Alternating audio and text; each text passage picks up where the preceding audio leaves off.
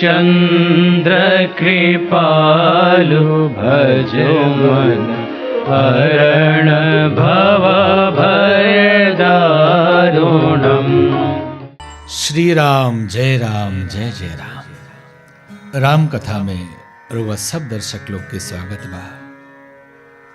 काल कथा सुनावल गई कि गोस्वामी जी धरती पर चले वाले देवता लोग के वर्णन करता नहीं, वहां का कहता नहीं कि साक्षात जिंदा के हो देवता बा तो ब्राह्मण साधु संत यह जिंदा देवता बा।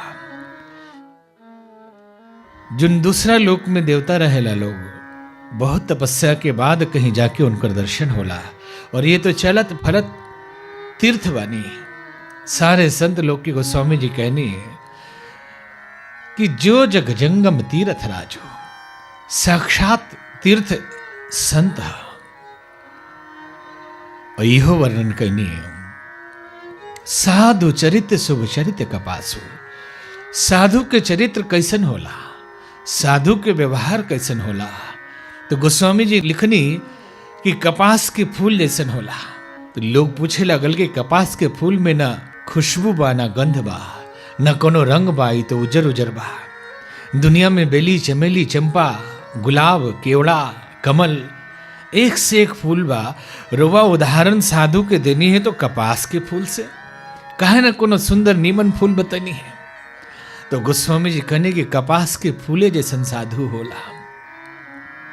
जो सही दुख पर छिद्र दुरावा, जे कष्ट सह के तकलीफ सह के भी दूसरा के दुख दूर करेला ओकरे के साधु कहल जाला।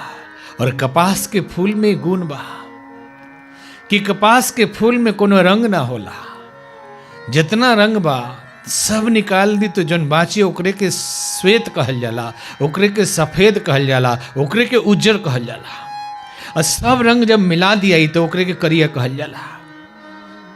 सब रंग जब बदरंग हो जाई, एगो डिब्बा में धक के सब रंग मिला के देख ली, सब रंग मिल जाए तो करिया हो जाई। और सब रंग निकाल दिए जब कोनो रंग ना बची, जो खाली हो जाई आकाश निसन, ओकरे के उज्जर कहल जाला। और ये रंग साधु के होला, जकरा जीवन में न द्वेष होला, न ईर्ष्या होला, न केहू से जलन होला, न खुशी होला, न वो इतराला कोनो बात पर, वो सीधा सरल रहेला, ओकरे के साधु कहल जाला। जो सही दुख पर छिद्र दुरावा, जे कष्ट सह के दूसरा खातिर जिएला ओकरे के साधु कहल जाला। एक बार ठाकुर रामकृष्ण परमहंस से केहू पूछलक कि बाबा साधु के परिभाषा का होला। जटाजूट देख के चिन्हाई कि साधु हो बड़ साधु, कि ओकरा दंड कमंडल से बुझाई कि बड़ साधु हो, कि ओकरा व्यवहार से कैसे चिन्हाई। ठाकुर रामकृष्ण परमहंस कहनी कि तनी तू पहले बताओ कि तेरा दिमाग में का बाकी साधु केकरा के कहल जाला। तो आदमी कहलक कि हमरा मन में तो यह बुझाला कि मिले तो खा लेवे, ना मिले तो कोई बात ना, निफिक्र होके जियो, एकरे के नु साधु कहल जाई। तो ठाकुर कहनी कि तो कुत्तों के लक्षण ही होला कि मिली तो खाली, ना मिली तो कोनो लड़े जाता हो केहू से। कि तू तो कुत्ता के लक्षण बता देला, साधु के लक्षण ही थोड़े हवा। साधु के लक्षण है कि मिल गई तो जे बांट के खाए, और ना मिलल तो धन्यवाद देव भगवान के कि हे प्रभु आज उपवास करे के रुआ अवसर देने बने। ऐसन साधु होला जे सही दुख पर छिद्र दुरावा, जे दुख कष्ट सह के भी दूसरा के कष्ट दूर करेला। गुजरात के एगो संत एगो कथा सुनावत रही, बड़ा निमन लगल हमरा कि मोरदास नाम के एक बहुत बड़ा संत रहे गुजरात में, बड़ा नाम रहे, वहाँ के बहुत ख्याति कीर्ति रहे। एक दिन एगो लड़की उनका लगे आयल, और लड़की का गोदी में एगो बच्चा रहे। लड़की आके रोए लागल बाबा के लगे, कहलक कि बाबा हमार इज्जत बचाई, ये लड़का हमारा ब्याह नहीं किया भइल, ये लड़का हो गई बा, एकरा बाप के नाम बता दे तनी तो लोग ओकरा के मार दी, ना बताए तो लोग हमरा के मार दिए। कोनो उपाय करी, साधु के शरण में आयल बनी, यही जब कोनो उपाय निकली। तो बाबा कहने की में का दिक्कत बा, जाके बोल द कि महात्मा के लड़का हो। जैसे वो लड़की जाके बतैलक कि महात्मा के लड़का हो, गांव भर के लोग महात्मा के गरियावे लागल। वो इतना बड़ा संत राजा के भी वहां का गुरु रही। काल तक जे लोग उनका चरण धोके पिए, गरियावे लागल लोग, ईंटा पत्थर फेंके लागल लोग, झोपड़ी उजाड़ देलक लोग, आग लगा देलक लोग, और संत के गधा पर बैठा के घुमावे लागल लोग। जब गधा पर जात वो संत के वो लड़की देखे तो पुका फाड़ के रोए लागल, कहलक कि बाबा अब हमरा से रहल नहीं खे जात, हम बता दे। संत इशारा करने की बेटी तनी देर के बाद बा, का फर्क पड़ता, तहार तो प्राण बच जाइए। पूरा समाज में स्वामी की निंदा भइल। जब राजा की खबर लागल तो राजा भी निंदा करे लगले, और मन में विचार भइल कि ऐसन पापी हमार गुरु, अब ये गुरु के हम गुरु ना रखे, नया गुरु बनाए। एगो बड़का महात्मा बुलावल गइलन और उनका से दीक्षा लेवे के सब इंतजाम कइल गइल। तो ये संत वहां पहुंचले राज दरबार में, और जाके कहले कि राजा से कहा कि तहर पापी गुरु आइल बा। जब वहां बुलावल गई, राजा घबराइले कि कहीं गुरुजी तो एक खातिर नहीं आइल कि मना कर दी कि दीक्षा मतलब दूसरा थे। तो गुरुजी कहनी कि राजन तू हमार चेला हो, तू हमार शिष्य हो, हम एक खातिर नहीं आइल कि तरह के मना करी कि दीक्षा मतलब दूसरा से। हम तो एक खातिर आइल बनी कि प्रजा अगर अज्ञानी हो जाओ तो वो राज में रहल जा सकता, राजा अगर अज्ञानी हो जाओ तो राज में पल भर भी ना रहे के चाहिए।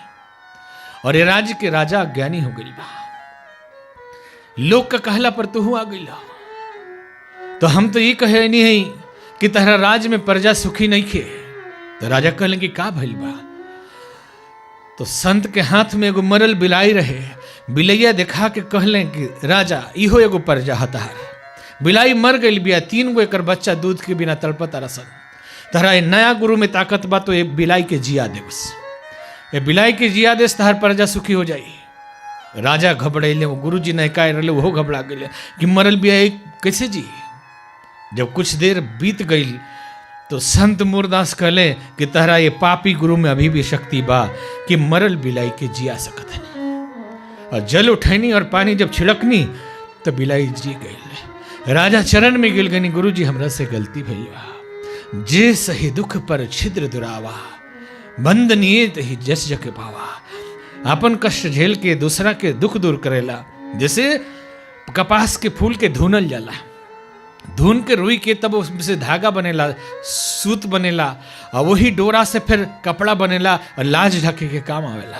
वैसे ही साधु के जिंदगी तपस्या का के कष्ट झेल झेल के दूसरा खातिर लाज ढके के काम आवेला। कि वो हमरा से पूछल कि बाबा और वह जीवन के लक्ष्य का बा, साधु तो बन गई नहीं, जीवन के लक्ष्य का बा। और तो हम कनी गलत प्रश्न पूछा तारा बच्चा, कभी भी साधु से ओकर जीवन के लक्ष्य मत पूछिया। काहे कि इतिहास में जितना साधु भइल बा लोग सब कहू के लक्ष्य एक ही होला।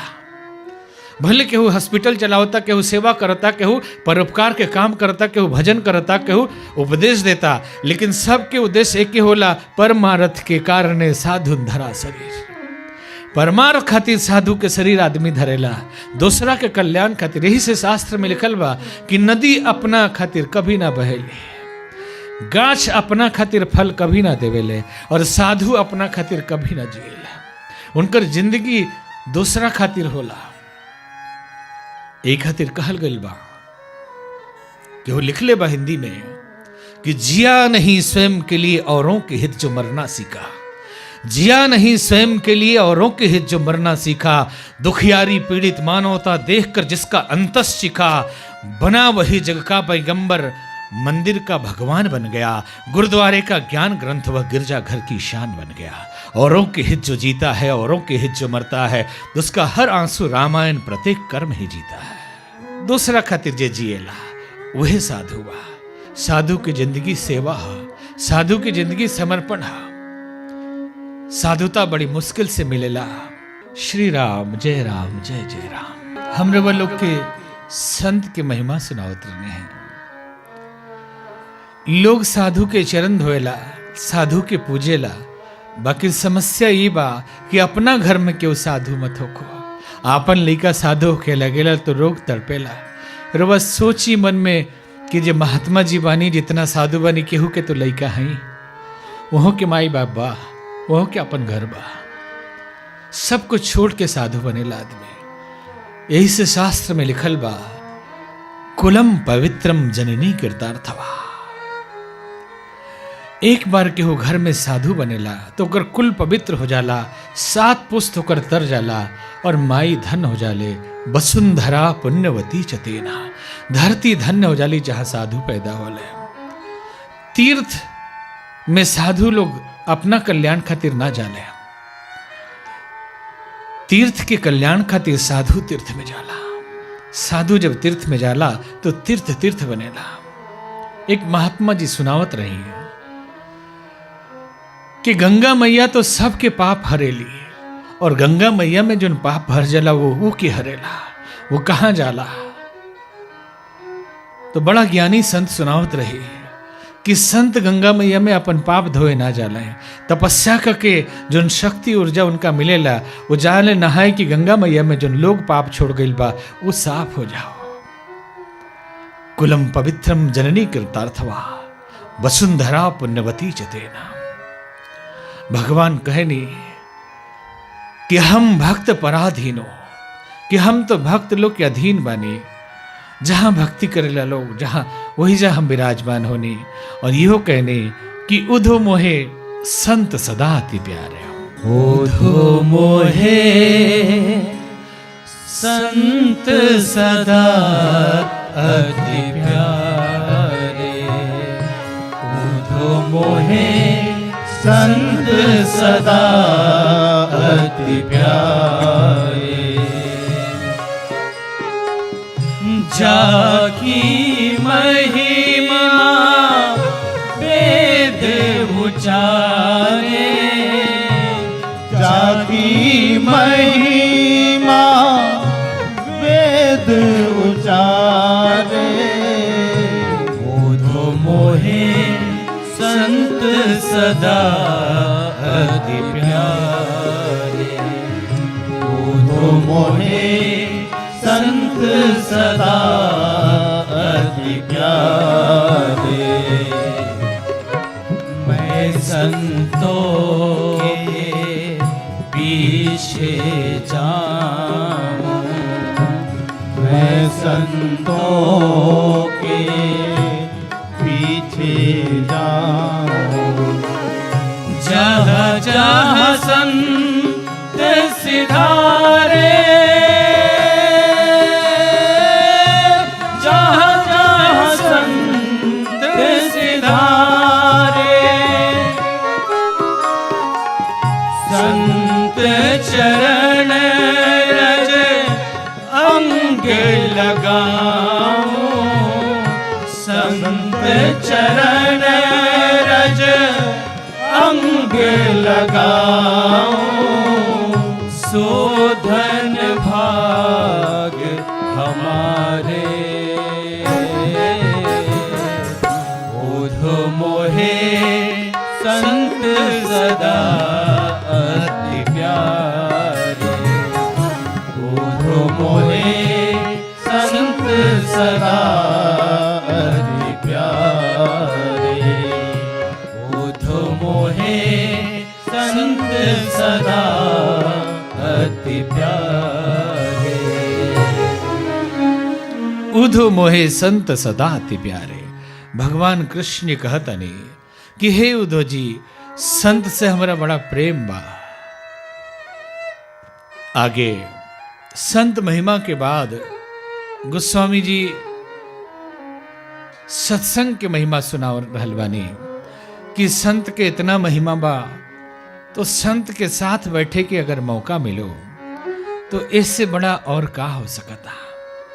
चौपाई के माध्यम से गोस्वामी जी बताओ तने। मज्जन फल पे खियत काला, मज्जन फल पे खियत काला। काक होई पिक पकऊ मराला, काक होई पिक पकऊ मराला। सुइया चरज करे जन कोई, सुनी आचरण करे जन कोई। संत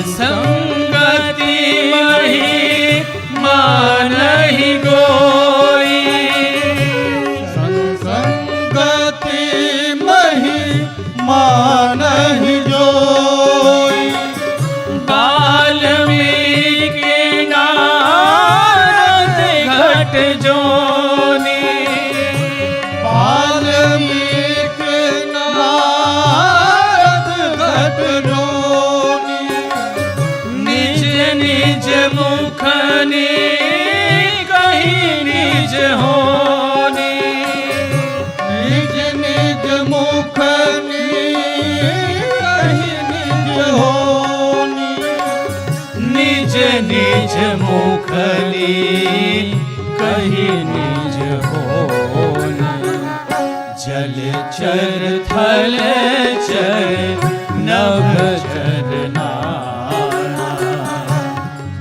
चर थल चर नभ चर नाना। जे जड़ चेतन जीव जहाना। जड़ चेतन जीव जहाना। मति की रति गति भूति भलाई। मन की रति गति भूति भलाई। जब जेहि जतना जहाँ जेहि पाई। जब जेहि जतन जहाँ जेहि पाई। सो जानब सत संग प्रभाव। सो जानब सत संग प्रभाव। कहु वेदनान उपाऊ। कहु वेदनान उपाऊ। कहु वेदनान उपाऊ। बिनु सत्संग विवेक न होई। बिनु सत्संग विवेक न होई। राम कृपा बिनु सुलभ न सोई।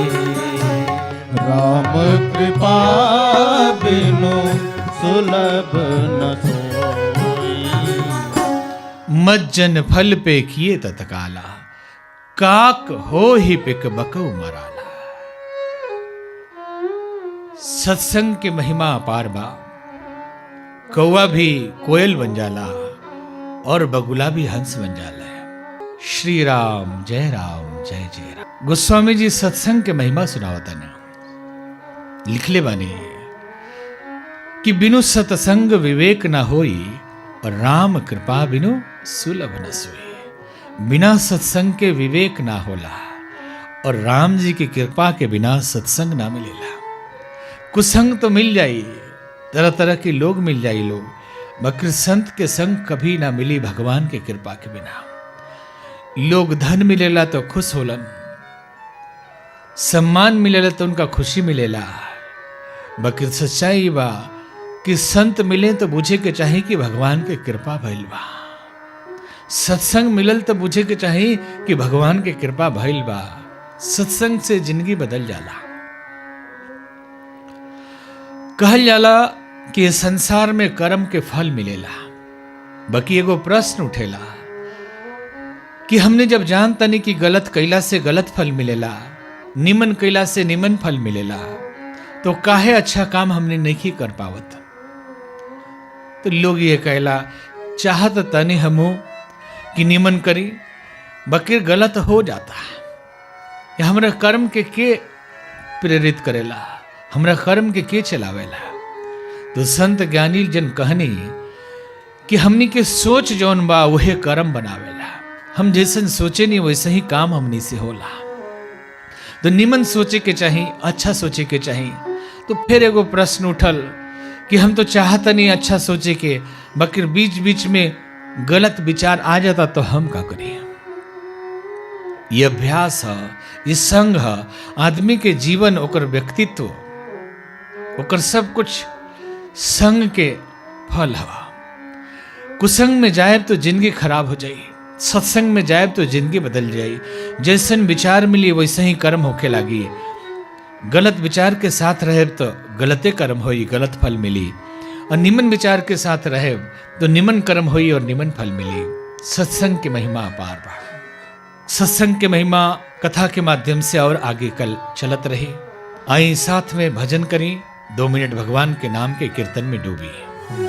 जय जय राधा रमन हरि बोल, जय जय राधा रमन हरि बोल, जय जय राधा रमन हरि बोल, जय जय राधा रमन हरि बोल, जय जय राधा रमन हरि बोल, जय जय राधा रमन हरि बोल, जय जय राधा रमन हरि बोल, जय जय राधा रमन हरि बोल, जय जय राधा रमन हरि बोल, जय जय राधा रमन हरि बोल, जय जय राधा रमन हरि बोल, जय जय राधा रमन हरि